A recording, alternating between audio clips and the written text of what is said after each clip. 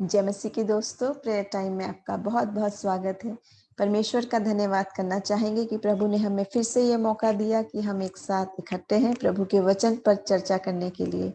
और आज जो विषय पर हम बात करने जा रहे हैं वो है पवित्र आत्मा का प्रोत्साहन। और ये एक ऐसा विषय है जो आज के लिए बहुत ही खास है, जब हम दुनिया में तरह तरह के परेशानियों से गुजर रहे हैं। डिप्रेशन से, सुसाइड की बात से, निराशा वाली बातों से, बीमारियों वाली बात से, बेरोजगारी से, असफलता से, मृत्यु से, धोखा दिए जाने से, जो रोजमर्रा की आज बातें हैं, उस समय पवित्र आत्मा हमें कैसे प्रोत्साहन देगा। अब जो आत्मिक बातें नहीं जानते, जिन्होंने नहीं चखा, जिन्होंने नहीं परखा, उनके लिए ये वचन है कि चख के देखें, परख के देखें, क्योंकि उसको शब्दों में बयान नहीं किया जा सकता। जिन्होंने चख लिया, जिन्होंने जान लिया, वो जानते हैं कि पवित्र आत्मा का प्रोत्साहन कैसा है, कि धर्मी बार बार भी गिरता है, फिर उठ के खड़ा हो जाता है और फिर वो आनंद में जीने लगता है और उसको दुखों में, परेशानियों में भी शांति मिलती है। इन सारे दुख, परेशानियों के तूफान के थपेड़ों के बावजूद एक ठंडी लहर, आत्मा की छुअन की, वो पवित्र आत्मा का स्पर्श ऐसा आपको तरोताजा कर देता है कि जिसको बयान नहीं किया जा सकता, जिसको बोल बोल के समझाया नहीं जा सकता। इसीलिए वचन बार बार कहता है कि चख के देख ले, परख के देख ले कि वो आत्मा का प्रोत्साहन क्या है। उसके बारे में मैं आपके सामने पढ़ना चाहूंगी। प्रेरितों के काम 9 और उसका 31 वचन। यहाँ इस तरह लिखा है, सो सारे यहूदिया और गलील और सामरिया में कलीसिया को चैन मिला और उनकी उन्नति होती गई, और वो प्रभु के भय और पवित्र आत्मा की शांति में चलते और बढ़ते जाती थी। कलीसिया, पूरा चर्च आत्मा के बढ़ोतरी में, शांति में चलते जाते थे, बढ़ते जाते थे। कब, किस समय की बात है? जबकि वहां बहुत सताव का वक्त था। जबकि ये उस समय की बात है कि जिस समय बहुत सताव था, और उससे पहले एक धर्मी के स्टीफन नाम के व्यक्ति को मार भी डाला गया था। प्रभु के लिए वो शहीद हो गया था। और बहुत तरह का सताव, परेशानी लोगों ने सब देखा, सुना और उससे गुजर रहे हैं। उसके बावजूद प्रभु आत्मा उनको शांति दे रहा है। उसी से पहले है प्रेरितों के काम 8 और 1 में इस प्रकार लिखा है, उसी दिन यरूशलेम की कलीसिया पर बड़ा उपद्रव होने लगा और प्रेरितों को छोड़ सब के सब यहूदिया और सामरिया देशों में तितर बितर हो गए।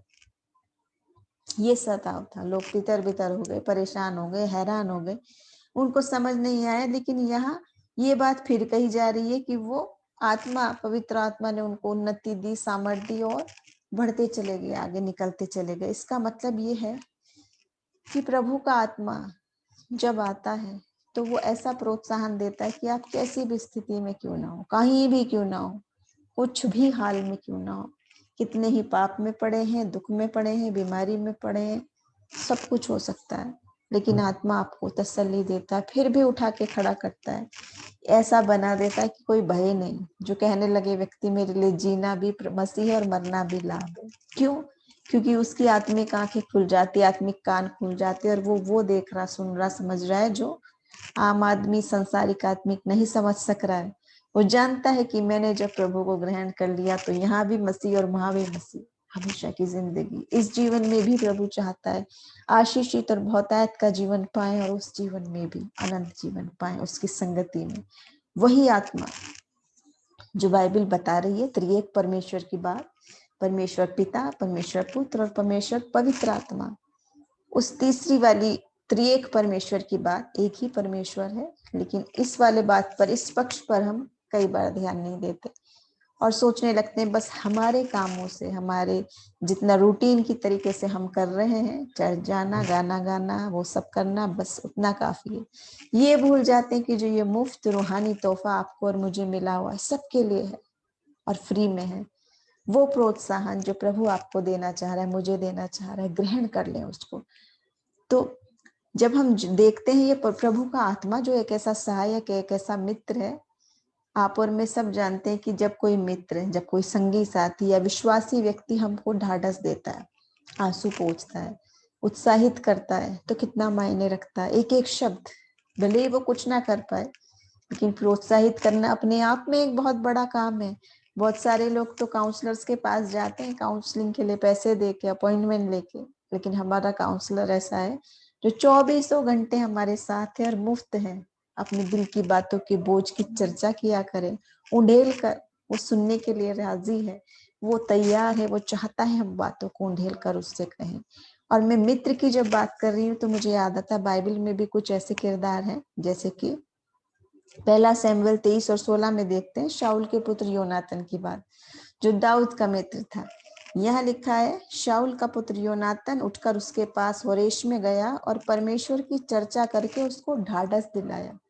यहाँ उसने, योनातन ने अच्छे मित्र का फर्ज निभाया और ढाढ़स बंधाया परमेश्वर के बारे में बातें करके।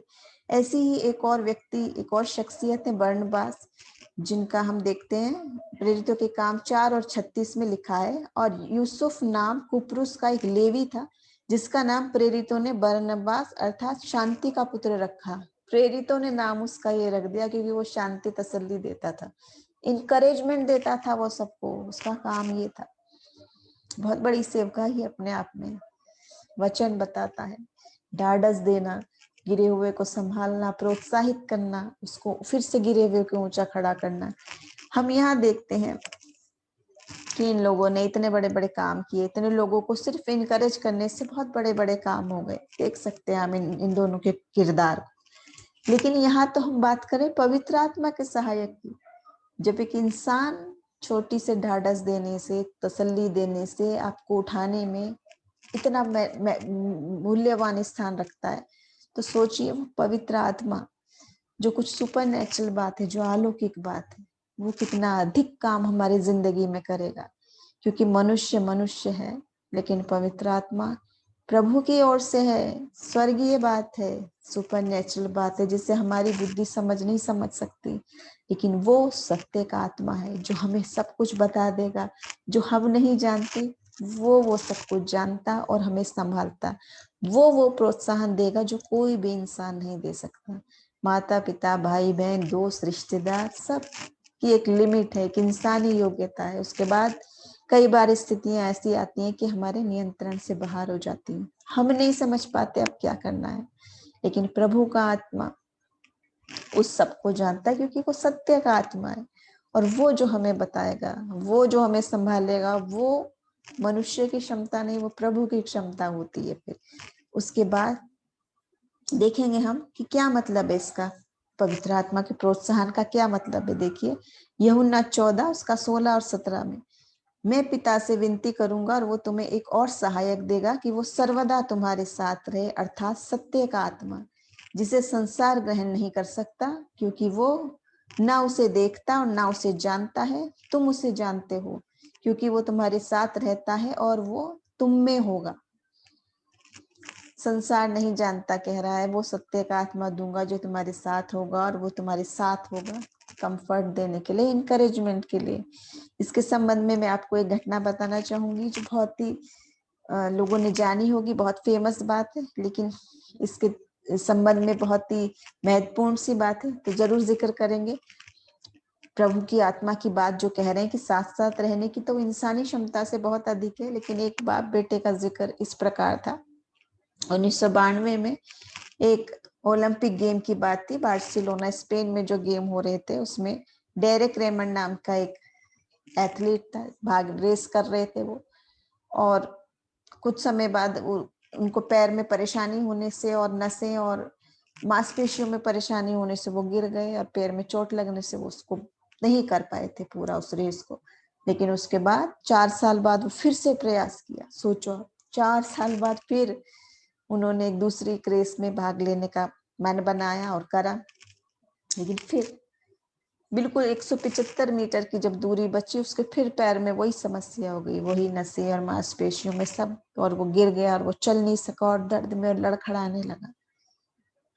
तभी वहां पे उसका पिता जो साथ में था, जो बैठ के देख रहा था सिर्फ गेम, वो उठ के आ गया और सारी बाधाओं को तोड़ते हुए, सबको हटाते हुए, जबकि सब जानते कोई रूल नहीं है, लेकिन वो वहां पहुंच गए अपने बेटे को साथ देने, सारी बाधाओं को तोड़ते हुए, और वो उसको बाहों में लेके सहारा देते हुए धीरे धीरे धीरे धीरे रेस पूरे करने तक उसके साथ रहा।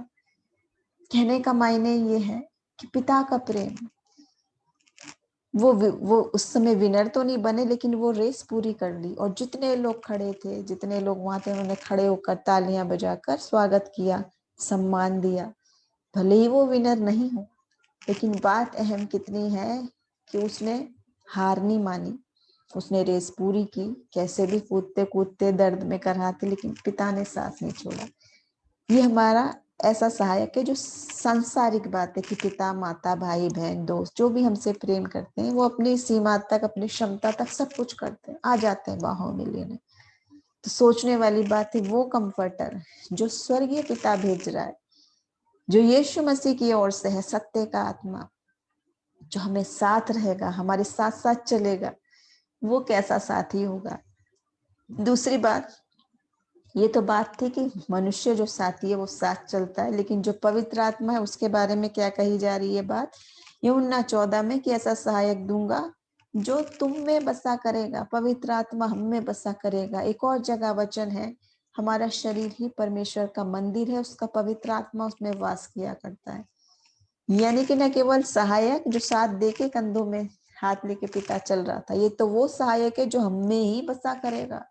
सत्य का आत्मा संसार नहीं ग्रहण कर सकता, समझ भी नहीं सकता, जान भी नहीं सकता, लेकिन वो हमें वो सहायक देके जा रहा है जो हमारे साथ है और हम में ही बसा करेगा। कितनी अद्भुत बात। तीसरी बात कि जो हम में बसा करेगा, और उसके बाद संसार उसे ग्रहण नहीं कर सकता है, लेकिन जिन्होंने जान लिया, चख लिया, वो ग्रहण करेगा। और तीसरी बात है, वो तुम्हें कभी छोड़ेगा भी नहीं। ये सहायक कितने समय के लिए? हमेशा हमेशा के लिए। आप और मैं सब जानते हैं, माता पिता भाई बहन दोस्त रिश्तेदार कितना भी कोई क्यों ना हो, एक वक्त कभी मृत्यु से, कभी बीमारी से, कभी अलग अलग स्थान पे होने से, यानी अलग अलग बातों से एक वक्त पे संभव नहीं कि हम हर समय एक दूसरे के साथ रहें। कुछ बातें हैं कितना भी हम चाहें वो हमारे नियंत्रण में नहीं, लेकिन प्रभु का आत्मा ऐसा आत्मा है जो हम चाहे जहां भी रहें, जिस हाल में भी रहें, फिर भी वो हमारे साथ है, फिर भी वो हमें नहीं छोड़ेगा, फिर भी वो हमें नहीं त्यागेगा। और बार बार कह रहा है, संसारिक लोग ग्रहण नहीं कर सकते क्योंकि जानते ही नहीं। तो जितनों ने नहीं जाना, कितने आनंद की बात है कि ये आसमानी तोहफा जो सबके लिए है और मुफ्त है, वो सबको मिले। और उसके बाद वो हमें कभी छोड़ेगा भी नहीं, हमेशा हमेशा के लिए हमारे साथ है। क्या आप चाहते हैं, और क्या ऐसा हुआ कभी कि हमें पवित्र आत्मा ने उत्साहित किया हो? जिन्होंने चख लिया, जिन्होंने जान लिया, जिन्होंने नहीं जाना वो भी जाने और चखें, क्योंकि वचन बार बार कहता है कि तू चख के देख ले। वो आनंद, वो शांति प्रभु का आत्मा जो देता है। जो नहीं जानते वो पूछते हैं, क्यों इतना परेशानी होने पर भी ये ऐसा नहीं बोल रहा। सोचने की बात है, अय्यूब को भी बोला होगा, लेकिन उसने आखिरी तक प्रभु को नहीं कोसा और यही कहा, प्रभु का नाम धन्य है, जिसने दिया उसी ने लिया, उसका नाम धन्य है। हर विघ्न बाधाओं के बावजूद वो प्रभु को धन्य कहता रहा। और वचन कहता है, मेरा जीना मसीह, मरना भी लाभ है। क्योंकि आत्मिक आंखें खुल गई, आत्मिक कान खुल गए, और वो देख रहा है, उस लक्ष्य को देख रहा है कि इस जीवन में भी, इसके बाद भी, क्योंकि वचन हमें सब कुछ बताता चला जाता है, कदम दर कदम सब कुछ।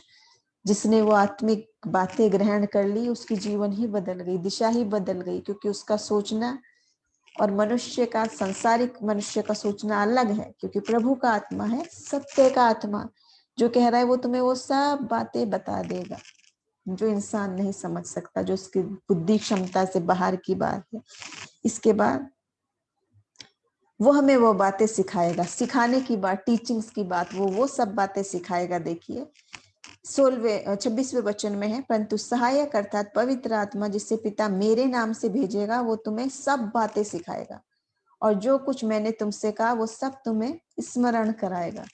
न कि बस सिखाएगा, बल्कि वो उन सब बातों को स्मरण भी कराएगा। आप सब जानते हैं, होता है कि नहीं, जितने वचन पढ़ लिए, जिन्होंने आत्मा को ग्रहण कर लिया, जब भी कुछ बातें आती है जो डिसीजन हम नहीं ले पाते, परेशानी की बातें आती हैं, या किसी को सोचने की बात आती है कि ये सही कह रहा है या गलत, उस समय आत्मा हमें बता देता है। और एक आत्मा का वरदान भी है, आत्मा की परख का वरदान, वो भी बता देता है क्या ग्रहण करना है, क्या नहीं करना है। वचन कहता है, जब तुम कंफ्यूज होने लगो, आत्मा क्या है, कान में बताएगा प्रभु का आत्मा, मार्ग यही है, इस पर चलो, सत्य का आत्मा। क्योंकि वो जो बताएगा वो सत्य ही होगा, वो अच्छा ही होगा।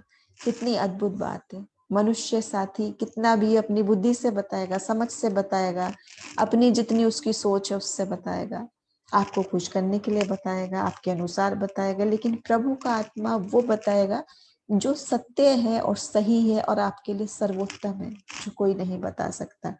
और ऐसी वो हमें टीचिंग देगा। दूसरी बात है, वो हमें शांति देगा। देखिए यूहन्ना 14:27 में, तुम्हें शांति देता हूँ, अपनी शांति तुम्हें देता हूँ, जैसा संसार देता है मैं तुम्हें नहीं देता। तुम्हारा मन ना घबराए ना डरे।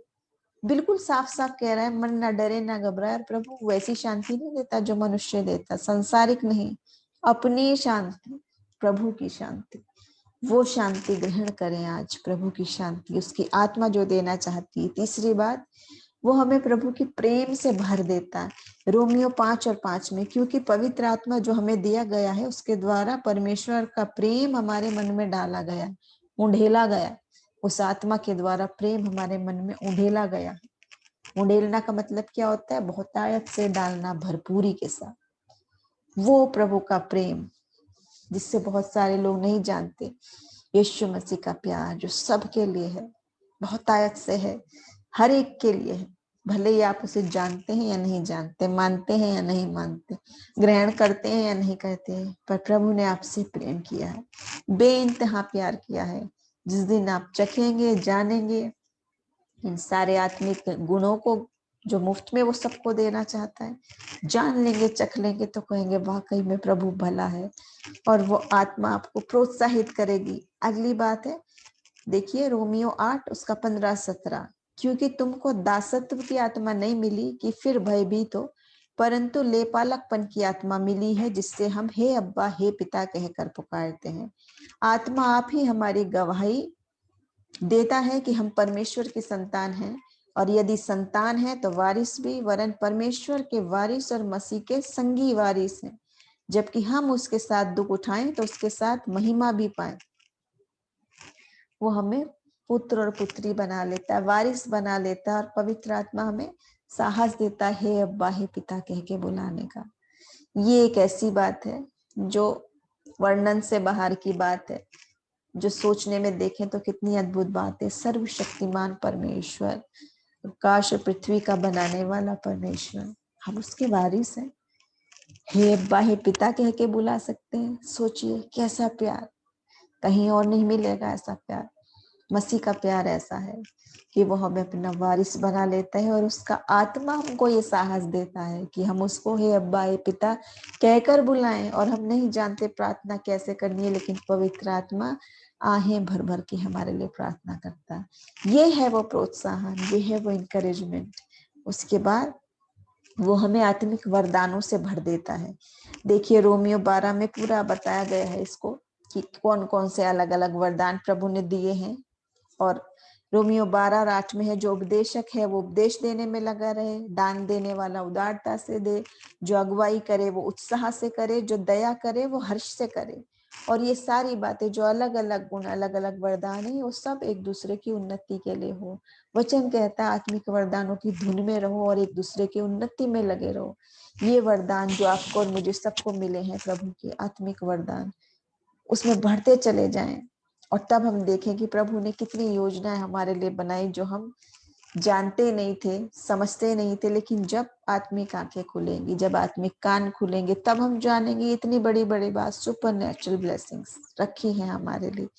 और ये सब बातें जब हम कर लेते हैं, इन सब बातों को हम जान लेते हैं जब, यानी कि सब कैसे जानेंगे? क्योंकि स्वयं आत्मा ही हमें सिखाएगा। उसके लिए हमें कोई योग्यता नहीं है, उसके लिए हमारी कोई क्वालिफिकेशन नहीं है। आप पढ़े लिखे हैं या नहीं है, सुंदर है या सुंदर है, कैसी भाषा बोलते हैं, क्या जॉब करते हैं, पैसा है कि निर्धन है, ये सब बातें प्रभु नहीं देखता। प्रभु का प्यार सबके लिए है, बेइंतहा, सब उसके वारिस हैं, सबका वो स्वर्गीय पिता है। ग्रहण करें अपनी उन आशीष को। वो आपसे बेइंतहा प्यार करता है, और चख के देखे, परख के देखे। आज बहुत जरूरत है खासतौर से युवाओं को, जो जरा जरा बात में डिप्रेशन ले रहे हैं, बड़े बड़े फैसले ले रहे हैं, घरों से भाग जाते हैं, सुसाइड कर लेते हैं, क्या क्या करते हैं, जिनके माता पिता परेशान हैं। प्रभु आपसे प्यार करता है, और ये आत्मा सत्य का आत्मा हमें सिखाता है। तो आज हम सब ग्रहण करें, जाने इस सब बात को। रोमियो 15:13 देखिए लिखा है, तो परमेश्वर जो आशा का दाता है तुम्हें विश्वास करने में सब प्रकार के आनंद और शांति से परिपूर्ण करे, कि पवित्र आत्मा की सामर्थ से तुम्हारी आशा बढ़ती जाए। आत्मा की सामर्थ से आशा बढ़ती जाए, क्योंकि जब तक मनुष्य बुद्धि समझ से सोचेंगे हम तो हमारी सीमित बुद्धि निराशा में जाने लगते हैं, लेकिन आत्मा हमें आशा दिलाती है मसीह में, और ऐसी आशा की खत्म ही नहीं होती। यानी मनुष्य ये भी कहने लगे उसके वचन में, देखिए कि जीना मसीह, मरना भी लाभ है। जो आत्मिक बातें नहीं समझते वो सोचेंगे मरना कैसे लाभ, लेकिन इसकी आशा वहां है जहां तक हम देख भी नहीं पा रहे, समझ भी नहीं पा रहे। तो आज प्रभु के वचन को हम समझते हैं, उसकी बातों को हम समझते हैं, उसको वाकई में ग्रहण भी करें, उसकी आत्मा के वरदान जो उसने हमें रखे उसमें बढ़ते चले जाएं। अगर ग्रहण कर लिया तो वहीं तक नहीं रहना है, और दुगना अभिषेक और अधिक अभिषेक में बढ़ते चले जाएं। आज के वचन के जरिए प्रभु हम सबको आशीष दे, हमारे साथ बने रहें। अगले सप्ताह फिर से हम एक नए विषय के साथ, वचन में से एक नए विषय के साथ बातचीत करने के लिए जुड़ेंगे। प्रभु आप सबको आशीष दे। जय मसीह की।